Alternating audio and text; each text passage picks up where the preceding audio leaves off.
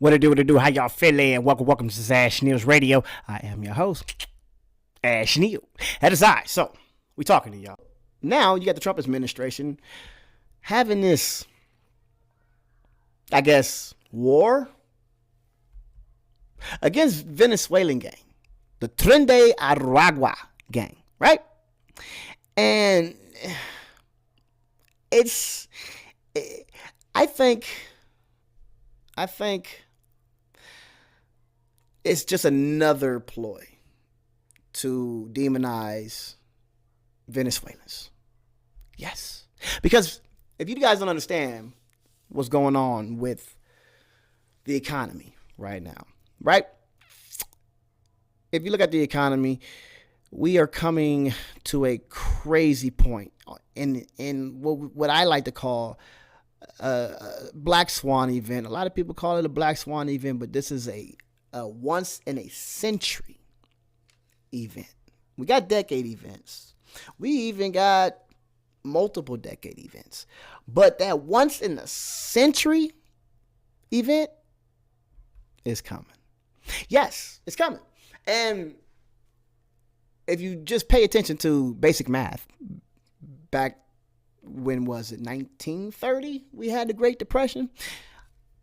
100 years after that would be 2030, somewhere around there. My math is right. Well, what do you do when you're getting ready to reset? Well, you start to show signs like, we need our money back. We need to demonize people.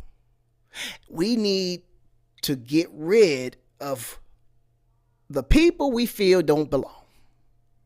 And if you don't understand the conflict between Venezuela, it goes far back.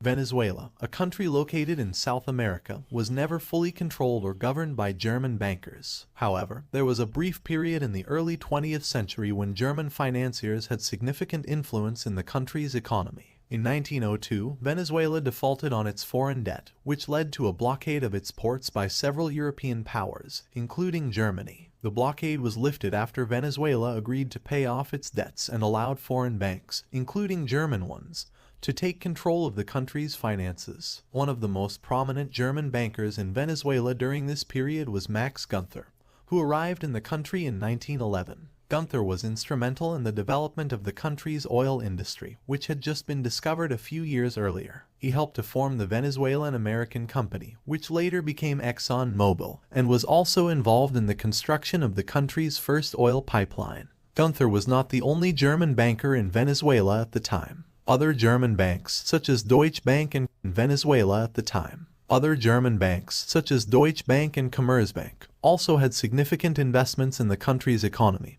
particularly in the agricultural and mining sectors. However, the influence of German bankers in Venezuela was short-lived. With the outbreak of World War I in 1914, many Germans in Venezuela were forced to leave the country or were interned in prison camps. German investments in the country also suffered, as the war disrupted trade and commerce. After the war, Venezuela nationalized its oil industry and took steps to reduce foreign influence in its economy. German investments in the country never fully recovered, and today, Venezuela's economy is primarily driven by its oil exports. Well, you're bullshitting. Ha! So you mean to tell me that this was about some oil? Come on now. You know these agreements, man. If y'all don't understand what these agreements are about. But when these agreements fail, like you said, Germans got to leave the country. Investments are tarnished, and you may be locked up in this said country. Well, that's what ends up happening when a shift is about to happen, right? There's a shift happening, and that's what happened in early Venezuela, where the crisis was at, because they knew that Venezuela was getting ready to be a superpower with the oil industry. They wanted in on that. They invested. Exxon Mobil came about. It was an amazing venture. It was an amazing venture. And then when you don't realize that it's all by design, right? Now that we trying to demonize Venezuelans and call the Trinde or Wagwan gangs terrorists. They're called terrorists. And say shit like, oh, we need to deport everybody. People don't even know. People don't even know where this all started. Is home to the largest oil reserves in the world, even more than Saudi Arabia, but still face the largest social and political crisis in the world today. Let us understand why. Around the 10th century in ancient Venezuela, indigenous tribes discovered oil seeping through the land. The thick black fluid was used as medicine and to light lamps. Actual extraction, however, began much later. In 1922, a huge oil well was discovered. When they drilled inside, oil came gushing out in a jet, rising more than 40 meters high, and it took them more than 9 days to contain it. Foreign oil companies rushed to the country to be a part of all the action. The oil industry developed massively since then and soon began to overshadow the other sectors in the country. By 1928, Venezuela became the largest oil exporter in the world. 1928. 1928, Venezuela became the number one oil exporter. What happened in 1928 in America? Somebody say it. Somebody. Nobody? No, nobody know? Depression. Yes, the Great Depression happened 1930s. When Venezuela was the number one oil exporter. Got to pay attention. The value of the Venezuelan currency increased rapidly, riding on the back of a single product, oil. But what about the other industries like agriculture? Their exports suffered tremendously as countries now found it very expensive to import from Venezuela. Global demand for oil kept on increasing, and during the Second World War, Venezuela were producing close to 1 million barrels per day. By 1950, the Middle East began exporting large amounts of oil as well. Soon supply overshot demand and oil prices began to fall. In response, the oil-producing nations of Venezuela, Iran, Saudi Arabia, Iraq, and Kuwait met to decide on a future strategy. They formed OPEC in 1960.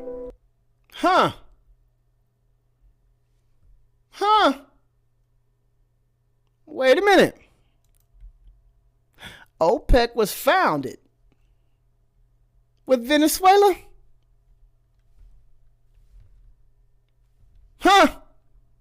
Really? You mean to tell me you heard them? Saudi Arabia, Venezuela, and a couple other Arab nations, they started OPEC. Well, we all know that not all of us, but some of us know that President Franklin D. Roosevelt took us off the gold standard back in the 1930s. Some people want to say it was recently, but that was globally. But Franklin D. Roosevelt took us off the gold standard, and nobody knows that petrol was the thing. No, we didn't even get to think about the petrodollar situation. We didn't even want to entertain it. But we knew when the petrodollar was, when people were educated about it. Right? And we're like, oh, we're off the gold standard. We're now on the oil standard. Venezuela was a part of a fucking super oil power that we backed our currency from. Y'all, we had backed the United States currency with Venezuelan oil.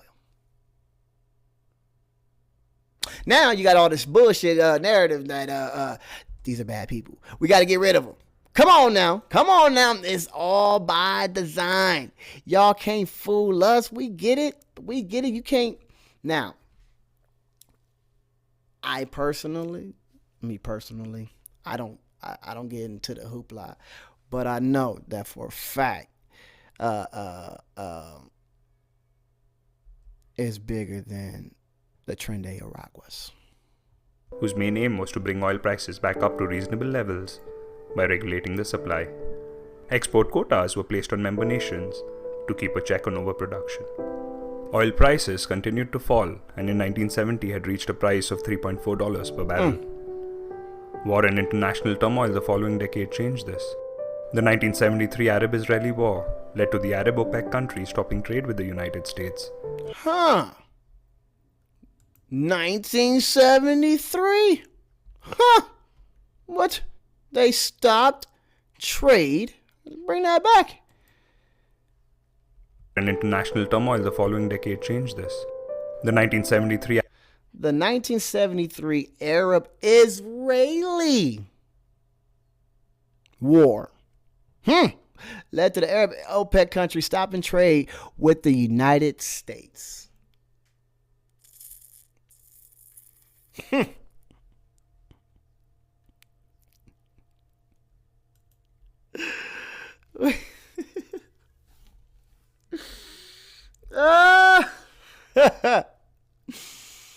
Nah. Okay. So, let's get these years down. 1973.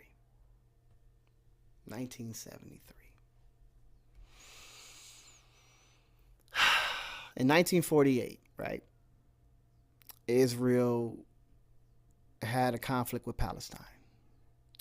There was a lot. I'm not going to go into the details of it, but we get it. We know it happened, the Nakba happened, and a lot of Palestinians was exiled from their land. And while Israel was trying to colonize Palestine, OPEC said no. Stop trade. They used the power of their trade agreement to push back. But as you can see today, Israel's still here. They exist. And Venezuela's dollar has went to zero. Now, there's a lot of shit that they said where, they funded social programs with the oil money. Sounds humanitarian. We're going to sit there and say, Venezuelans are disgusting, dirty people. That's who we are. We're going to sit there and say, these Venezuelans, they ain't shit.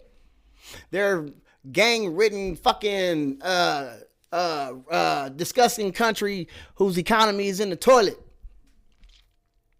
But we know that their economy was booming. I mean, you can sit there and say that it has something to do with them over borrowing, but I think it was deeper than that. Personally, there's something called the it was a railroad. It was a railroad, Venezuelan railroad. And the funny thing about this Venezuelan railroad, now mind you, this is called decolonization. There's a lot of people that invested in this railroad. Americans, Brits, a lot of people. And the people of Venezuela said, fuck you. For some reason. They didn't want to do it. They didn't complete the railroad. So what ended up happening? Of course, once the agreements go on, America get to pick plots of land and say that they occupying this, and then you have American interests with military services on that plot of land in their country, and then next thing you know, they start arresting people, locals. Yes, they're talking about you're not with this new movement that we got with the Americans, and you're gonna have to go to jail. Yes, cold part about it was, while they locked up so many of these Venezuelans for a number of things, because, the country was riddled with gangs. Shut the fuck up. Don't believe it. I don't. But this train station was actually built by Venezuelan prisoners. And the prisoners said, fuck you. Cool part about this train station and these prisoners, that's where the name came from. Train de Aragua. Simple. Decolonization. All it is Venezuelans saying, nigga, you're not about to come over here and take over no more, nigga. We're not about to build your shit for your interest, nigga. No. And then what happens when we start hearing folks uprise? Oh yeah, they're demonized. As soon as you uprise, you get demonized. You gotta understand that crisis. You gotta understand that crisis because the way that Westerners try to inject leaders into Venezuela for their interests, oh yeah. Venezuelans was like, nigga, no. You're not about to just bring somebody in here that you think is going to run our country. No. After being backed by Washington, Venezuela's opposition leader Juan Guaido has won support from most of South America. 11 members of the region's Lima group, including Brazil, Colombia, Argentina and Canada, recognize Guaido as the country's legitimate president after his declaration on Wednesday during mass protests in Venezuela and several other Latin American countries. The United Nations called for more talks to avoid the political crisis spiraling out of control. Right. What we hope is that dialogue can be possible and that we avoid an escalation that could lead to the kind of conflict that would be a total disaster for Venezuela and for the Venezuelan people and for the region. Exactly. You got the United States and Canada and all them like, yeah, we cool with this dude. Let's just bring his ass up in here so he can run these Venezuelan people. And then the United Nations is like, well, let's keep talking it out. Let's see. Before we just inject somebody. Like, wait, think about it. We could just go to another country and say, hey, we don't like your leader. We're going to pick this guy. We like this guy right here. Nigga, no. What kind of shit? That would never be able to happen out here. Ever. Ever.